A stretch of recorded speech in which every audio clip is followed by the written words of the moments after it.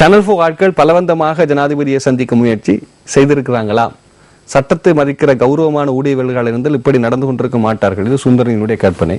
ஆனால் என்னை பொறுத்தமட்டில் நீங்கள் ஏற்கனவே மேற்குலகத்தில் இருக்கக்கூடியவர்கள் நேரடியாக போய் தட்டியே எடுப்பார்கள்.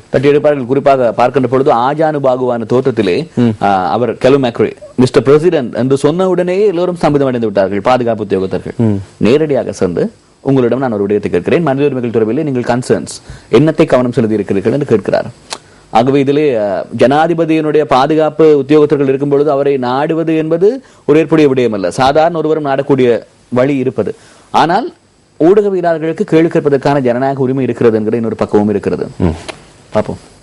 தினக்குரல் கூறும் கருத்தை பார்ப்போம். சேனல் 4க்கு அரசிடமிருந்து தீனி. நாங்கள் ஏற்கனவே பார்த்த செய்தி. பொறுப்பு கூறத்தக்கதாக இலங்கையை உருவாக்குங்கள். சர்வதேச சட்டத்தரணிகள் சங்கம், ஜூரிகள், ஆணைக்குழு அழைப்பு.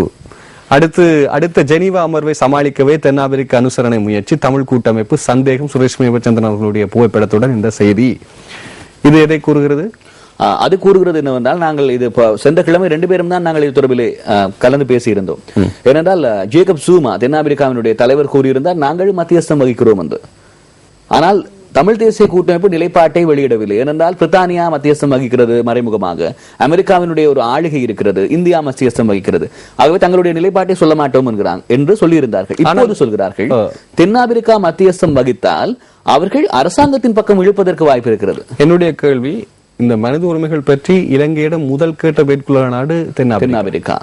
இப்போது அப்படி அவர்களுடைய நிலைப்பாடுகளை மாற்றம் வந்திருக்கிறது என்று சொன்னால், அவர்கள் எங்களுடைய நாட்டினுடைய அதிமேதக ஜனாதிபதி அவர்களோடு ஜேக்கப் சூமா நல்ல ஒரு நண்பராக இருக்கிறார். ஏனென்றால் பொதுநலவாய அரசர்கள் மாநாட்டினுடைய இறுதி நாளிலே ஒவ்வொரு நாட்டினுடைய பிரதமர்கள் இருந்தார்கள். அந்த நாடுகளை பார்க்கின்ற பொழுது எல்லாமே சின்னஞ்சிறிய நாடுகள். குறிப்பாக கிட்சன் நெவிஸ் என்கிற தீவினுடைய ஜனாதிபதி இருந்தார். அது மாத்திரமல்லாமல் இன்னும் சமோவா என்கிற நாட்டினுடைய பிரதமர் இருந்தார். அப்படி இருக்கின்ற பொழுது பெயர் சொல்லி பேசப்படக்கூடிய ஒரு தலைவர் ஜேக்கப் சூமா. அவர் இருந்ததற்கு காரணம் அவர்களுக்கிடையிலே இருக்கக்கூடிய ஒரு ராஜதந்திர உறவு என்பதை விட ஒரு நட்பு. ஆனால் இப்ப அடுத்த கேள்வி, இப்ப எல்லோரும் குற்றச்சாட்டு தமிழுடைய வாக்குரிமையை பெறுவதற்குத்தான் தலைவர்கள் முன்னிக்கிறார்கள் என்று. நீங்கள் கூறிய அனைத்து நாடுகளை விட கூடுதலான தமிழர்கள் இருக்கக்கூடிய நாடு தென்னாப்பிரிக்கா. இதையும் யோசிக்க வேண்டும். இதிலே குறிப்பாக சீனா ஆரம்பத்திலே இலங்கைக்கு பச்சை கொடி காட்டிக் கொண்டிருந்தது. இப்போது சீனா கூட கேள்வி ஒன்று, மஞ்சள் கொடியோட, மஞ்சளோடு இருக்கிறது, சிவப்பு இல்ல மஞ்சள் இருந்து இப்ப சீனா கேட்கிற கேள்வி மனித உரிமைகள் விடயங்களை மேம்படுத்துங்கள், பாதுகாத்துக் கொள்ளுங்கள் என்று சீனாவும் கூட கூறுகிறது. காரியவசம் வேண்டப்படாத ஆள் பிரகடனப்படுத்த கோரி மனு என்கின்ற செய்தி ஒன்று இருக்கின்றது. இது இந்திய உயர்ஸ்தானிகர், இலங்கைக்கான இந்திய உயர்ஸ்தானிகர். வரவு செலவு திட்டம் இன்று சமர்ப்பிப்பு. நேற்று கொழும்பில் வாழ்க்கை செலவு புள்ளி ஒன்றின் பெறுமதி, அதாவது 10,000 ரூபாய் அரச ஊழியத்தை அளித்துக் கொடுங்கள் என்ற செய்தியாக 21 கோரிக்கைகளை முன்வைத்தான் ஆர்ப்பாட்டம். மேலதிகமாக நிதி ஒதுக்குமாறு வடமாகாண சபை கோரிக்கை. கிளிநொச்சி தொண்டமான் நகர் கிராமத்தில் 15 ஏக்கர் நிலம் ஆக்கிரமிப்பு. தொடர்ந்து இந்த ஆக்கிரமிப்புகள் வந்த வண்ணம் இருக்கின்றன. இதை தடுப்பதற்கு யார் முன் வருகிறார்கள் என்று பார்ப்போம். இந்திய வீட்டு திட்டம் நிறுத்தப்பட்டது. சீற்றமடைந்த மக்கள் ஆர்ப்பாட்டம். இப்போது ஊடகவியலாளர்களும் அதிகாரத்தை தாண்டி தமது செய்தியை கொடுப்பதற்கு முன் வருகிறார்கள் என்பது ஒரு நல்ல விடயம். தைலை தோட்ட உரிமையாளரும் மனைவியும் இனம் தெரியோராதால் வெட்டி கொலை என்கிற செய்தி. 5ஆம் தர புலமை பரீட்சை அடுத்த ஆண்டு ரத்து கேள்விக்குறியோட ஒரு செய்தி. வந்துள்ள குணவர்த்தன் இப்படியான ஒரு சிந்தனையில் இருக்கிறார் என்கின்ற செய்தி. ஏற்கனவே நாங்கள் இதை பற்றி விரிவாக பேசியிருந்தோம். வேண்டாம், அதை விட்டு விடுவோம். 264 பேர் ரத்த தானம். ஹார்ட்லியில் புதிய சாதனை என்கின்ற செய்தியாக இருக்கிறது. குறிப்பாக இந்த மாணவர்களுக்கு வகையான சிந்தனைகளை கொடுப்பது மிகச்சிறப்பான ஒரு விடயம்.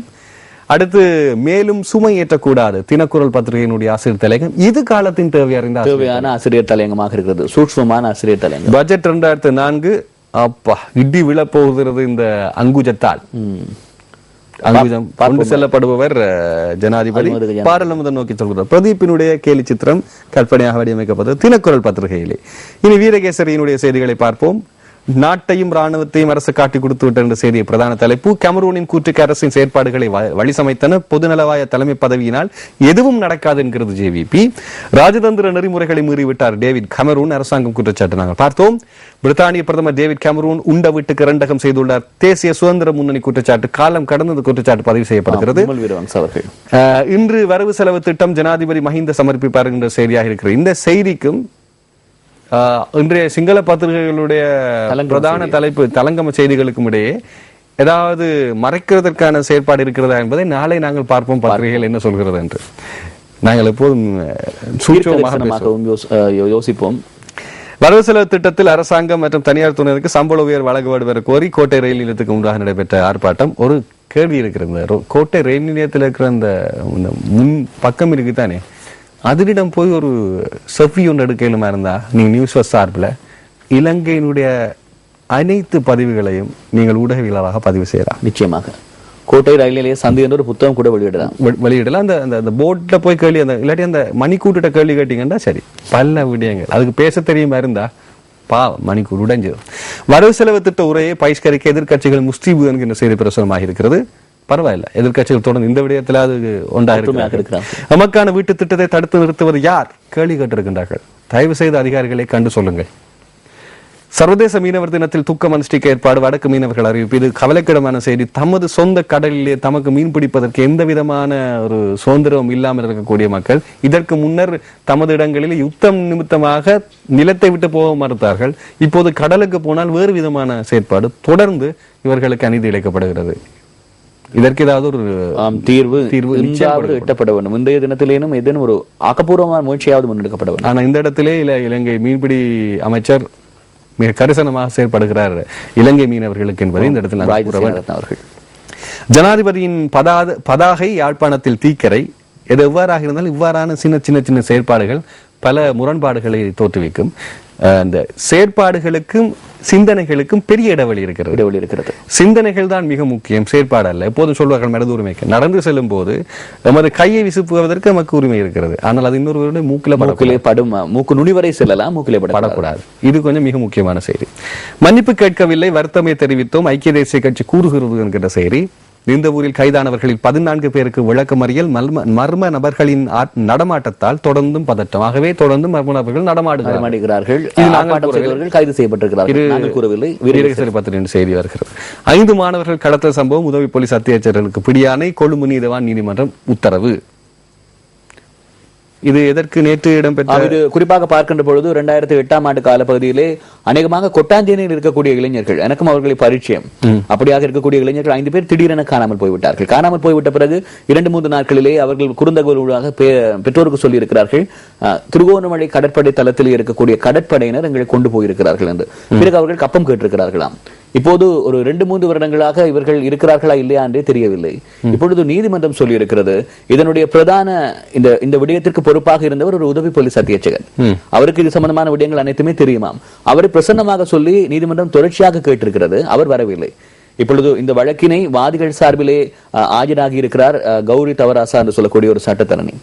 அவர் கூறியிருக்கிறார், இப்பொழுது நீதிமன்றம் அழைப்பானை விடுத்திருக்கிறது, அவர் வர வேண்டும், அவர் அப்படி வர வேண்டும், அப்படி வரவில்லை என்று சொன்னால் அவரை கைது செய்யலாம் என்று பிடியாணை பிறப்பித்திருக்கிறது. தலங்கம போலீஸ் பொறுப்பு அதிகாரி உட்பட 4 போலீசார் கைது என்கிற செய்தியும். வெள்ளவத்தை தமிழ்ச்சங்க ஒழுங்கை விவகாரத்திற்குரிய தீர்வு வேண்டும் என்பது ஆசிரியர் தலையங்கமாக பிரசுரமாக இருக்கிறது. இதுதான் எனக்கு பிடித்த கேலி சித்திரம் என்று. 2014 கையிலே தீபத்தோடு வருகிறார் சிரித்த முகத்தோடு எமது ஜனாதிபதி. ஆனால் இங்கே ஜெட்டாக இருக்கிறது, மேலே போகிறது.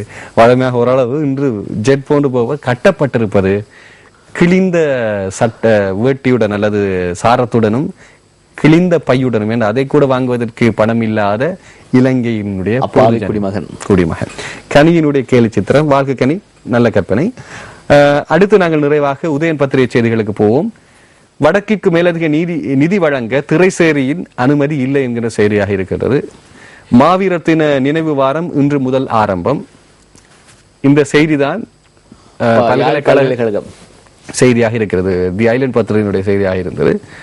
ஆகவே அதிலே ஒரு உண்மை நிலை 2 தரப்பில் இருப்பது போன்று தெரிகிறது, ஆனால் எங்களுக்கு உண்மை தெரியாது. இந்த 2 செய்திகளை இரண்டும் இப்படி சொல்கிறார்கள், தெரிவித்திருக்கிறோம், தீர்மானித்துக் கொள்வது நீங்கள். அடுத்த செய்தி, சீமெந்து ஆலை காணியில் குடியமர மக்கள் கடும் எதிர்ப்பு, மயிலிட்டிக்கே செல்வம் என்று விடாப்படி. ஒரு விதத்தில் அது உண்மை, அது அவர்களுடைய உரிமை, வாழ்விடத்திலே அவர்கள் இருக்க முடியும், அது அவர்களுடைய உரிமை. ஐக்கிய நாடுகளில் இலங்கை தனித்து தப்ப முடியாது அடித்து கூறுகிறது ஜேவிபி. விஜய் தேகரத்தினுடைய புகைப்படம். இவை இன்றைய தினம் வெளிவந்திருக்கக்கூடிய செய்திகள். நாங்கள் காலம் கடந்தாலும் செய்திகளை தந்தோம் என்ற நம்பிக்கையில் விடைவிலகி செல்வதற்கான நேரம் வந்துவிட்டது. நன்றி. இன்று தொலைக்காட்சி தினம் என்பதால் செய்தி அதிகமாகவே தந்துவிட்டோம். ஆமா கஜமுகன், காலம் கடந்து பிறக்கிற ஞானம் தான் புத்தருக்கும் பிறந்தது. காலம் கடந்தாலும் இன்று நாங்கள் வழங்கிய விடயங்களிலே எம் நேயர்களுக்கு ஒரு ஞானம் பிறந்திருக்கும் என்கிற ஒரு நம்பிக்கை இருக்கிறது எனக்கு. நன்றி. அதே மாதிரி அறிய தந்தமிக்க கோவில். அடுத்த வாரமும் நாங்கள் சந்திக்கலாம் இதே போன்ற நிகழ்ச்சியில். தொடர்ந்தும் குட் மார்னிங் ஸ்ரீலங்கா இடம்பெறுகிறது. உங்களுடன் இணைய நான் காத்திருக்கிறேன். இடைவேளையை தொடர்ந்து சந்திப்போம்.